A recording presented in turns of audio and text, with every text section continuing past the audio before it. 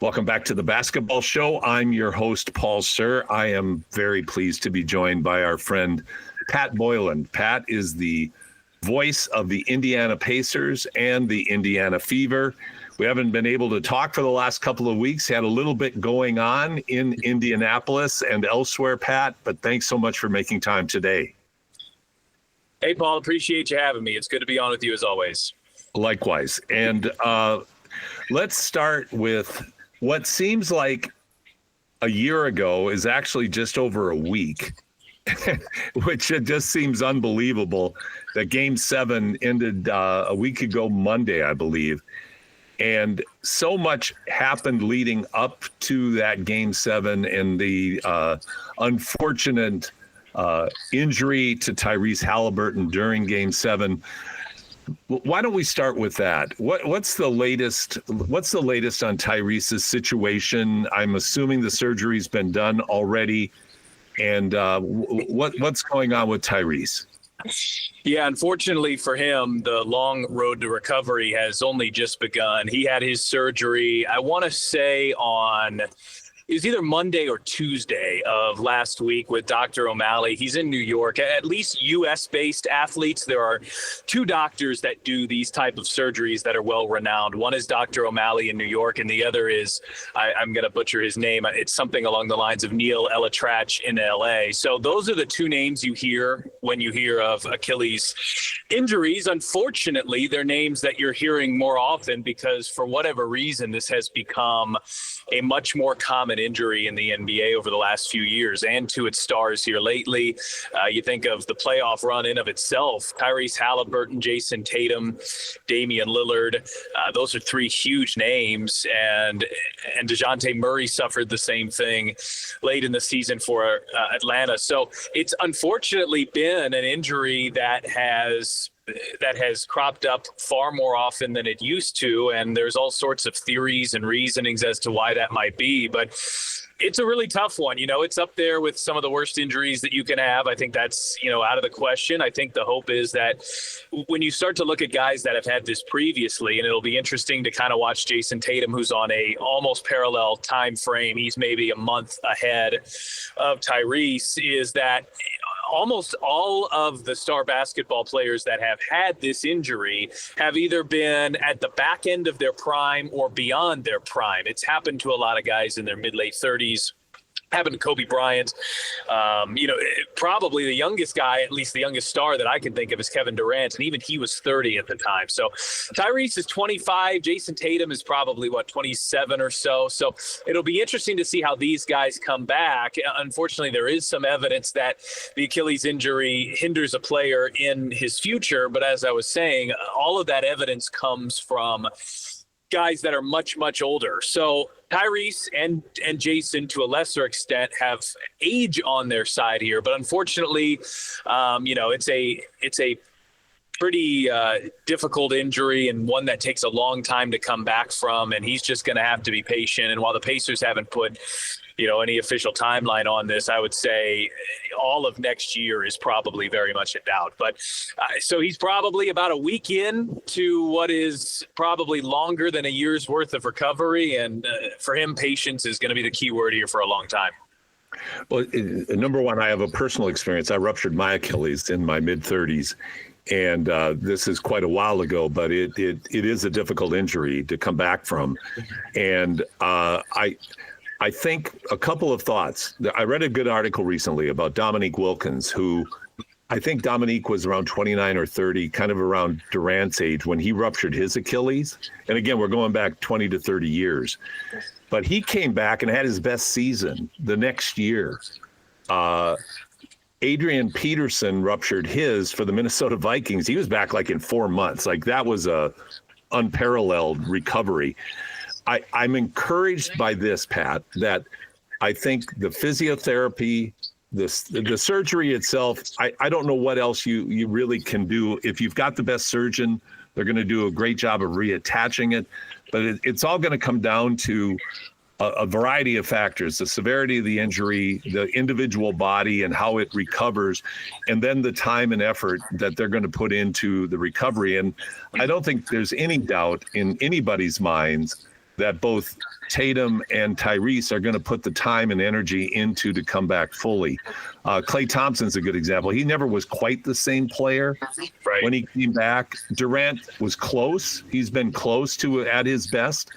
So it's the time frame. Like you said, it could be all of next season, but both Jason and Tyrese could surprise people and be back in the third to fourth quarters of next season as well. It is, I guess, the direction I'd like to take our conversation, Pat, would be the reason behind, it seems like the most common reason I'm hearing, and I'd be interested if this is what you're hearing too, is that players are having this happen at younger ages because they're playing so much more in games at younger ages. It's an overuse injury, in other words. Is that what you're hearing as well? Yeah, I haven't heard anybody, I think, that has a definitive answer on all of this, but I do think there's a few factors at play. One of them being NBA players are just more athletic and more explosive than they used to be. And so I think some of it is you're asking tendons and ligaments to hold up against, much more explosive movements than maybe a player in the 90s. It's a unfortunately fascinating question that surrounds the Pacers, because the season started how it ended, which is 5 minutes into the season, James Wiseman, the Pacers backup center, tore his Achilles. And then in the first couple of weeks, Isaiah Jackson, the Pacers other backup center, tore his Achilles. And then it ended with Tyrese Halliburton tearing his Achilles. So you're talking about 3 of the 15 guys on the roster, on the main roster, suffering this injury that you maybe saw once every couple of years in the NBA. So it's not just coincidence. I mean, we are seeing way too many examples to suggest that just some bad luck is happening. I do think the number of games these guys are playing, in AAU ball is different. The wear and tear, I have no medical degree, and nor am I anywhere near qualified to speak on it. But in a way, it almost reminds me of the increased occurrence that we saw of Tommy John in baseball, the Tommy John surgery, and it became to a point where a lot of pitchers eventually got it in his career. Now, I don't think, at least I hope, it's not a situation where a lot of NBA guys are experiencing this at some point. But I think they went back and looked at the Tommy John injury and they said, well, kids are throwing, tons of pitches and a lot more than they did growing up through AAU ball, through whatever you want to call it. So I think there's some parallels there. I think the amount of basketball that these guys play, it's become a year-round type of thing. And if you want to be competitive in basketball and have even the chance at a college scholarship, let alone playing in the NBA, in today's day, for better or for worse, and unfortunately probably more of it is for worse, you got to play year-round. And so that's just kind of, at least in the United States, how basketball works and how the AAU circuit works. And I think that probably has something to do with it as well. The hope here is that, as you say, while the injury occurrence is unfortunately becoming more prevalent, that the medical care alongside it becomes better too, and that this becomes less of a debilitating injury in the future. And hopefully we find ways, to be able to prevent it in the first place. It's, again, way over my head, but I found it kind of interesting that a lot of these injuries have had a similar look to them.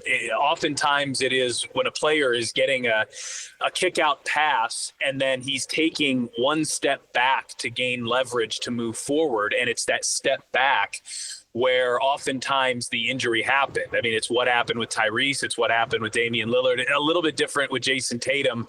But, can they try to coach certain movements out of the game? That's really, really hard. And I'm speaking to an area that's way above my mental capacity. But it is something that I think the NBA and trainers on teams have to figure out, because having 3 players, a fifth of your roster suffer this injury this year is a brutal circumstance, and hopefully something that we can make some headway on in the future in limiting this injury. I'm talking with Pat Boylan, the voice of the Indiana Pacers and the Indiana Fever here on the Basketball Show. I guess just to wrap up this discussion, because it is such a huge issue, Pat. I mean, like that statistic, I can't think that has ever happened before to an NBA team, that you would have 3 of your 15 out with an Achilles. But it's going to lead, I think, to probably both preventative stretching, and I know a lot of attention must be being paid to what can you do to better adapt our bodies, or the bodies of the upcoming athletes, given how much they play, given how athletic and explosive they are, as you pointed out. To, the ounce of prevention here is going to go a long, long way as the future unfolds. I really like your point, though, about the explosiveness of today's athlete. And another article I read was how many more miles the athlete today in the NBA puts on his body compared to 20 to 30 years ago, because of the way that pressure is extended, because of the three-point shot requiring guarding so far from the basket for the entire game. The game has really changed. Like when you watch highlights of the game in the 90s, A, you're shocked at how slow it is, but B, the way that they guarded back then was just completely different, both athletically and both court coverage.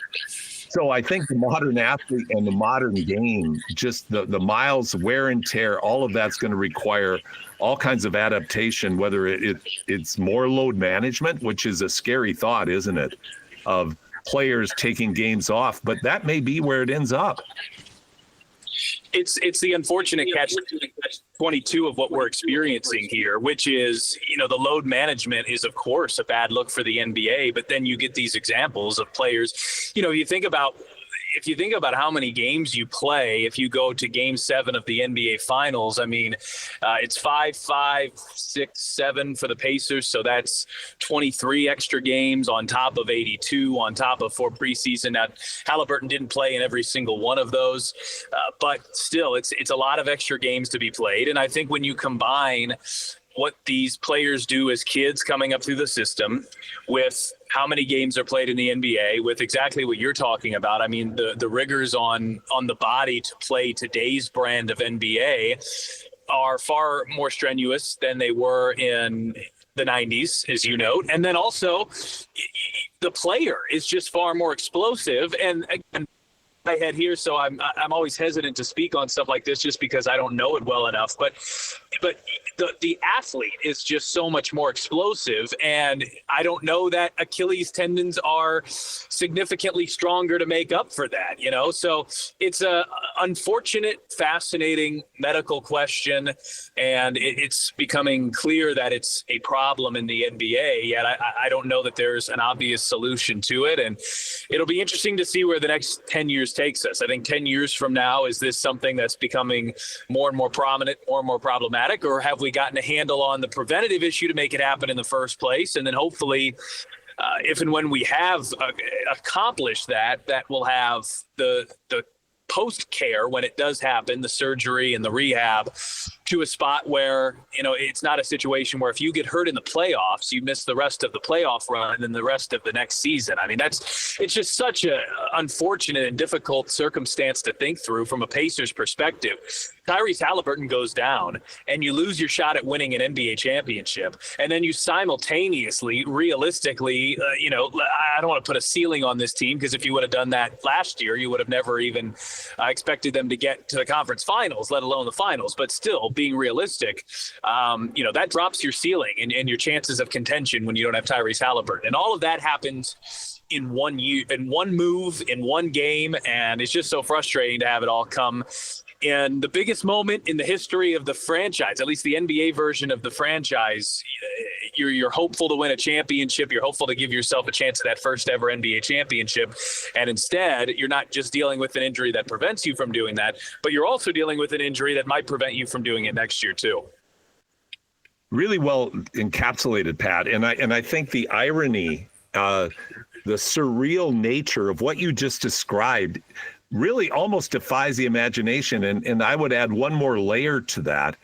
And that would be the historically almost unbelievable, and I mean this in the most complimentary way, bizarre playoffs that Tyrese Halliburton had with 4 unreal game-winning shots.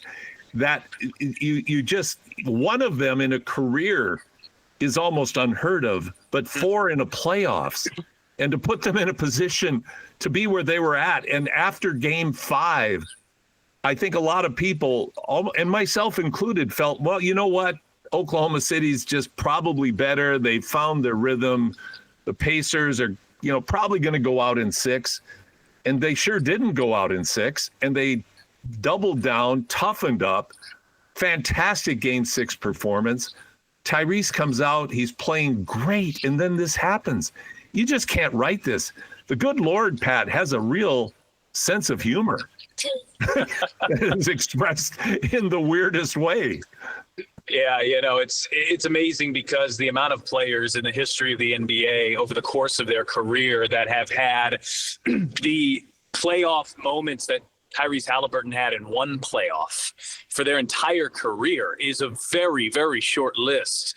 And yet it ends in such cruel heartbreak. And the point that you were hitting on there is, kind of how I would drive this point home on the frustration and the heartbreak level is, for those who watch the Pacers regularly, they know this. If there is a fault to Tyrese Halliburton's game, is sometimes he is so good at setting up his teammates that occasionally he can forget how important it is for him to score. And you saw a couple of times in the playoffs, through all of the brilliant moments that he had, where he had a game where maybe he wasn't aggressive enough and that hurt the Pacers. However, the flip side of that is when he gets going early, it's almost always a good, great, or historic game for him.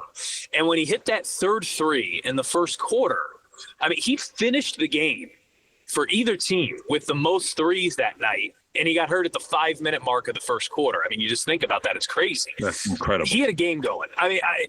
Just when you watch this guy enough, he's got a look in his eye. He's got a confidence. And for him, figuring out how to do that more consistently will be a key, I think, for the remainder of his career, finding how to make those high moments more consistent.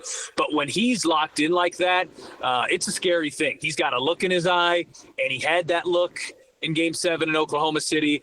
I'm not sitting here saying the Pacers definitely win if he doesn't go down. But what I am saying is when Tyrese has looked like that in the first quarter, things oftentimes go well.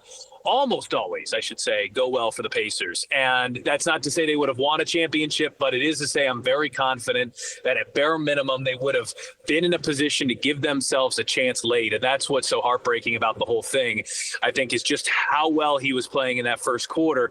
He had talked about it. This is something you play your whole career for, this moment, and then you come out and you hit 3 threes in the first quarter, and then that injury happens. It's just, it's almost like sports movies are almost always very cliche. They have this up and coming storyline, and then they either end with that player or team achieving something unthinkable or coming close and something keeping them from achieving that unthinkable. And unfortunately, this kind of follows that movie cliche, but to an extent that I think if you were to write it in Hollywood, it would be written off as too unrealistic.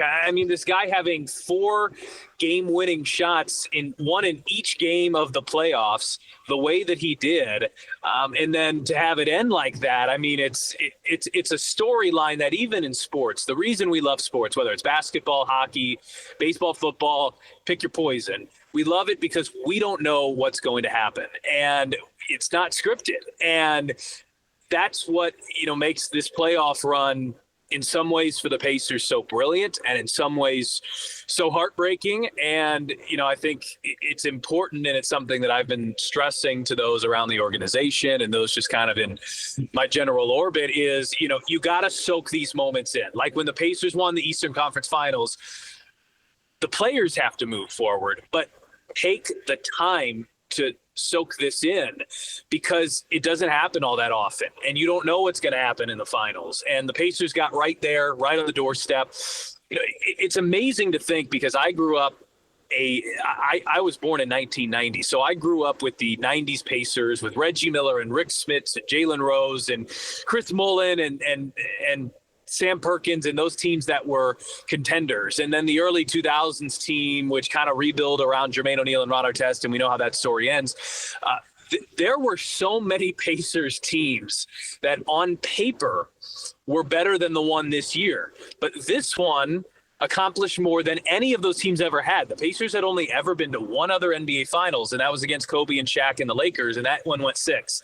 So going to the precipice is the most accomplished a Pacers team has ever been in the NBA playoffs. And to come that close is heartbreaking, but also a testament to what this group was able to achieve and a testament to why we love sports, because no one would have thought the 4 seed out of the East would have been a win away from a championship against the team with the best net rating in the history of the NBA.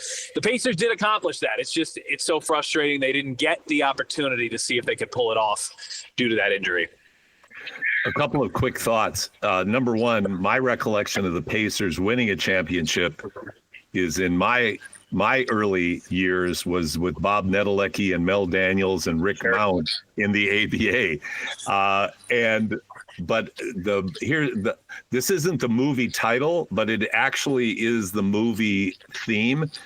And that's the Bizarro World Hoosiers movie, because the Hoosiers win in the end in historic fashion in the most unlikely, and the poor Pacers have their hearts ripped out after all that you just described in this magnificent run. And that's what makes this even more, I think, heartbreaking, is the fact that Tyrese had 4 of these magnificent moments, was absolutely on fire.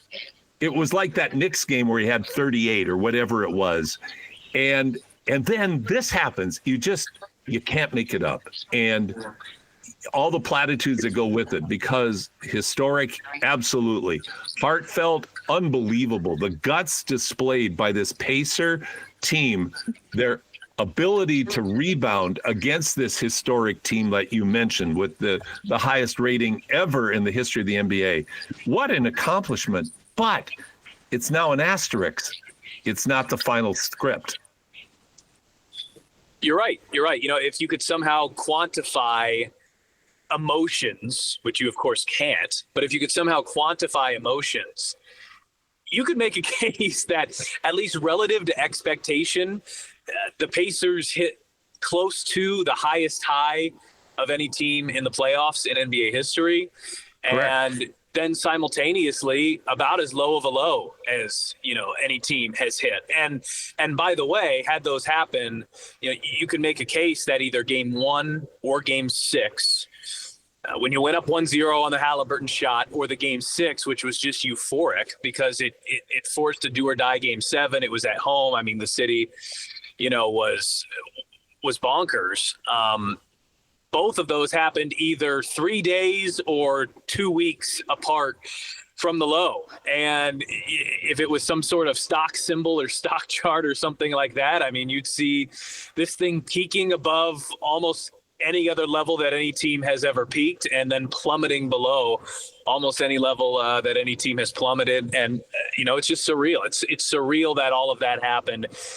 As I think about the season as a whole, it's like a decade or 2 decades worth of memories and moments were kind of scrunched into a 2-month stretch, and maybe even a little longer. I mean, the Pacers had some really just unbelievable comebacks during the regular season in February and March, which I think kind of set them up for the playoffs that they had. But I mean, this is my 11th year doing this. If you were to ask me, create a top 10 highlights of the 11 years that I've been here, it feels like 7 or 8 of them came in this season alone. It's just surreal, heartbreaking, euphoric. I mean, you can pick your adjective and you can pick them all along the spectrum of emotions, and I think they're all correct. I'm talking with Pat Boylan, the voice of the Indiana Pacers and the Indiana Fever here on the Basketball Show. Pat, I really wanted to have the opportunity, because you've been so generous with your time in talking with me about the season that you've had. But I really wanted to give this season its due and be able, I think, to pay tribute to what this was, because now as it evaporates into the background, people tend to forget what actually transpired and took place here and how special it really was. I'd like to jump now over to a very interesting Indiana Fever team and a very interesting WNBA season. And I'm reluctant to call it the start of the season because, I mean, what are we, about a third of the way through now? But my goodness, oftentimes you hear of something called the sophomore jinx with great players. Caitlin Clark has always been kind of an Iron Man, to use that old term, in terms of her durability, her not being injured. That hasn't been the case in the early part of the season.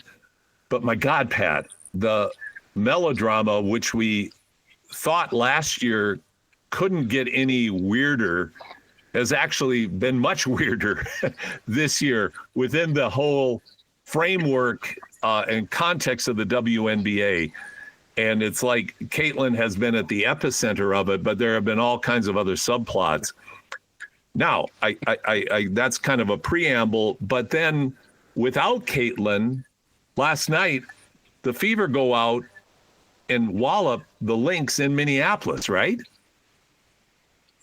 Correct. Yeah. I mean, it was a game last night where, unfortunately, in hindsight, it doesn't count for the standings, but it's a game that certainly matters. It was for the Commissioner's Cup Championship, which, for those who aren't aware, is very similar to the NBA's previously named in-season tournament, now titled Emirates NBA Cup, where you play games that count in two categories: your regular season, of course, and then also simultaneously for this in the WNBA Commissioner's Cup. And then the two teams with the best record from each conference meet for a game that actually does not count toward the standings, but it does count for a big cash prize and, for whatever weight you put on winning the Commissioner's Cup Championship. But there's an interesting comparison there, because a couple of years ago, the Pacers went all the way to the then named in-season tournament championship game against the Lakers. And I think it provided that team a lot of experience in quote unquote big games, as much as you can get it without it being the playoffs. And I really do think, if you remember, last year's Pacers team went to the Eastern Conference Finals, and this past year's Pacers team,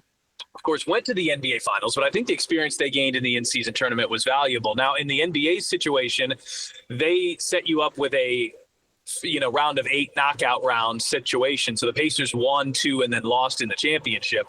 The Commissioner's Cup, they just put you right in the championship. So you don't maybe get quite the big game experience. But what I'm coming around to is this. This is a Fever team that had almost no experience last year, that brought some experience, actually a fair amount of experience unfortunately, in DeWanna Bonner, that has not worked out. But I think the opportunity last night was a significant one from this standpoint. The Fever have been so up and down in games without Caitlin Clark. And let's be realistic, for the Fever to accomplish any sort of, goals or dreams this year, Caitlin is going to have to be healthy. That said, I think it was really significant in a game that was on national TV, where a lot was on the line, a big cash prize is on the line, for a team without her that had frankly been struggling a fair amount without her, to go visit the team with the best record in the WNBA and get a win on their court. And as you said, it really wasn't all that close. It was a pretty shocking result, candidly. This is a team that without Clark has struggled. They've lost games to Washington. They've lost games to Connecticut. They've lost games to LA. Those are all teams in the bottom half of the standings. And really looked like every single player was missing her presence, and to a degree that's true. But there's a lot of talent on this roster outside of Caitlin. Kelsey Mitchell is a 2-time, likely to be 3-time All-Star. Aaliyah Boston is a 3-time All-Star. And so for them to figure it out without her, I think is hopefully a significant circumstance that will aid them here as the season continues from a confidence perspective. Hopefully you're not talking about a whole lot more games without Caitlin, because they're going to need her. But at the same time, to be able to win a game like that in a situation like that without your best player while Minnesota was full strength, I think it hopefully could have somewhat of an effect on the Fever, like it did on the Pacers a couple of years ago. The Pacers went on that run, gained some experience, and it helped them in the playoffs. The Fever go on this run, gain this experience without Caitlin Clark, and hopefully we're talking about a playoff run here in a few months. I couldn't add anything to that, because you set the table so well for for my next question, which will be, first of all, it's 2 parts. What is the status on Caitlin Clark's health?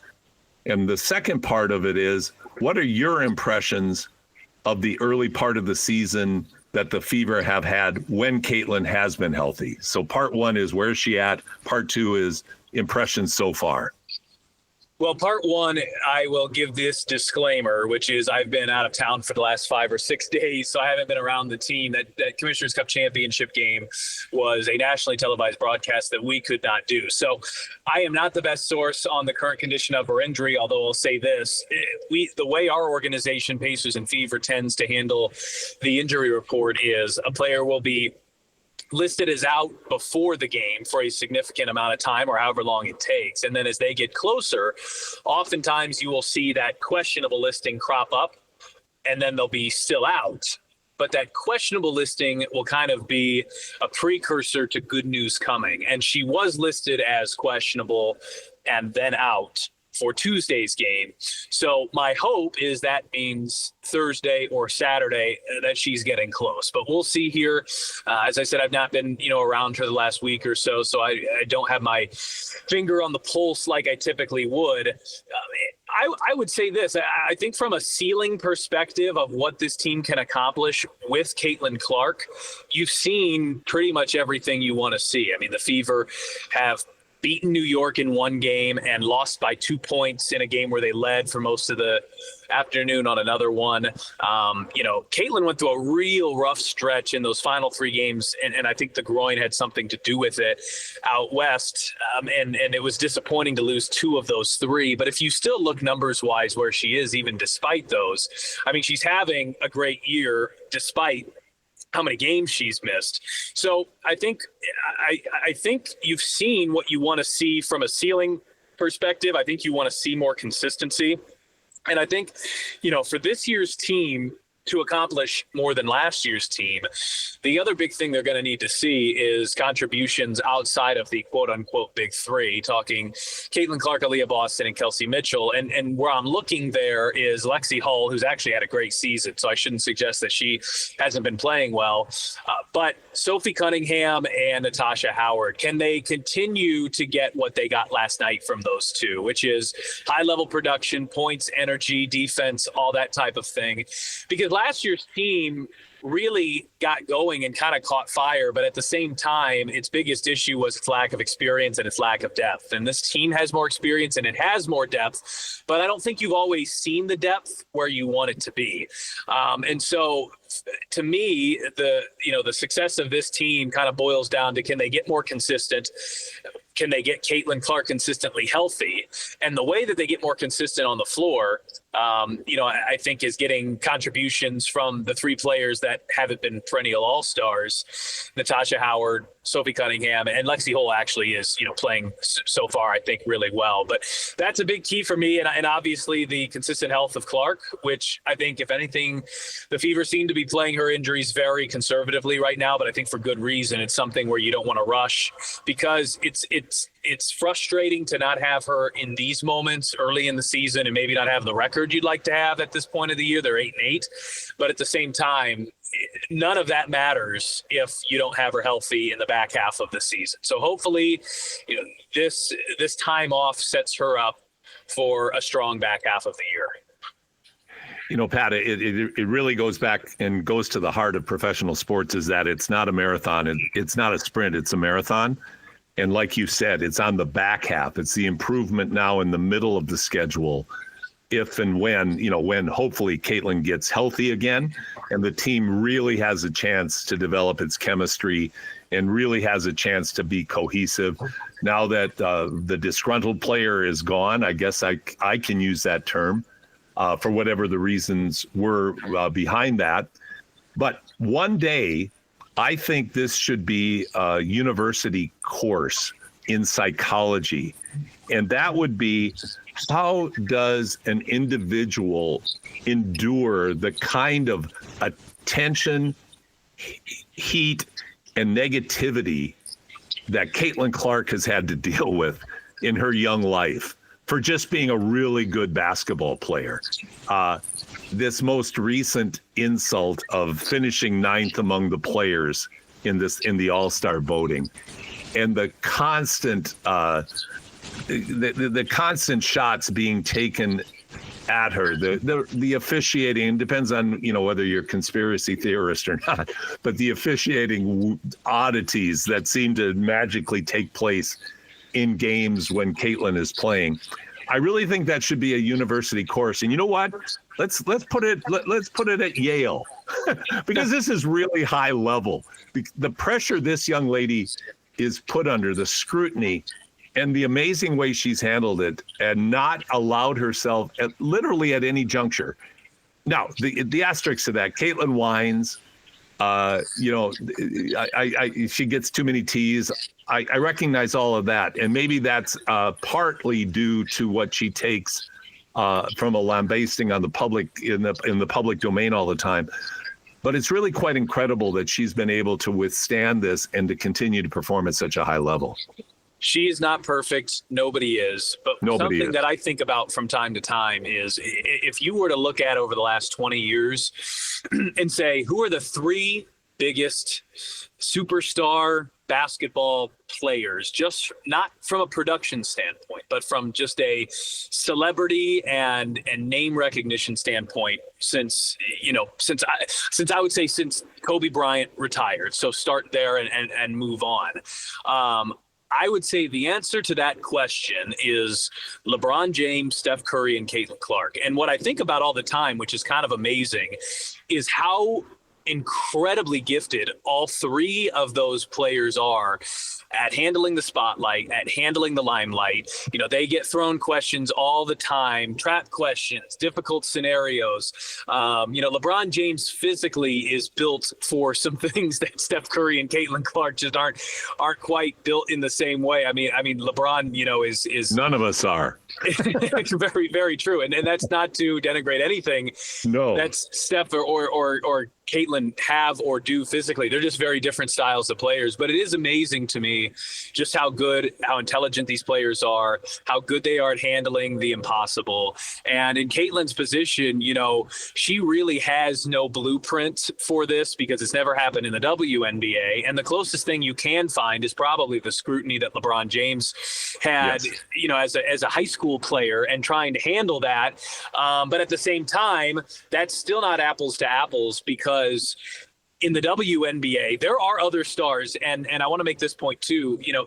This is going to continue, not at Caitlin Clark's level, I don't think, but like Paige Beckers right now is a bigger star, in my opinion, than maybe anybody but Caitlin Clark already. And Juju Watkins is coming, and I think she'll have a similar situation too. So we're seeing a new era of star in the WNBA, which I think is really cool.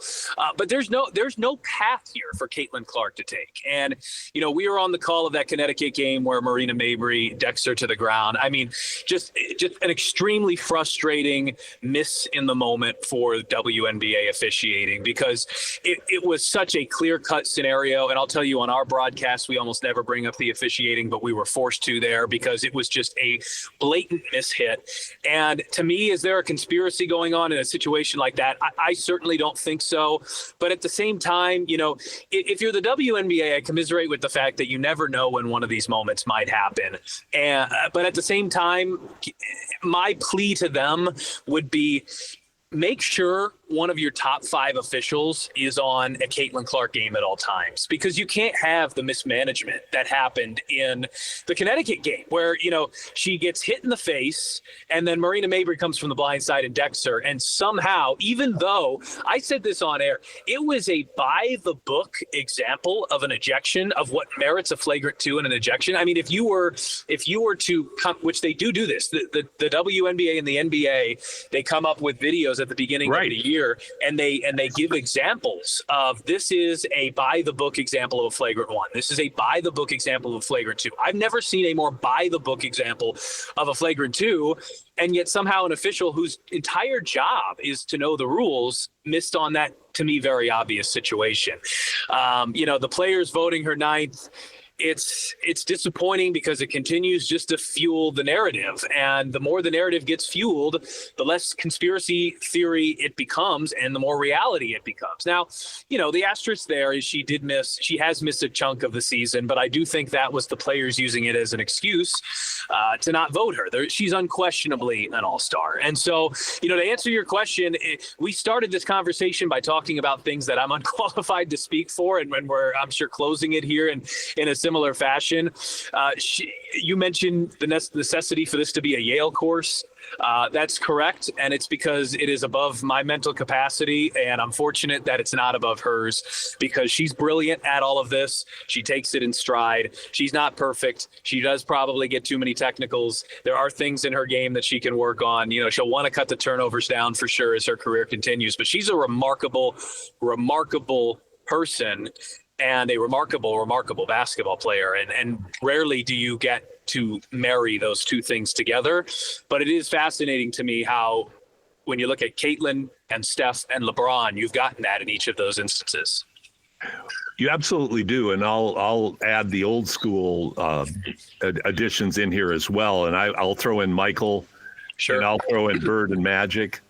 And I'll even throw a couple of other sports in with Tiger and Federer, of just that you get that kind of scrutiny. It's a generational player, someone who revolutionizes and changes.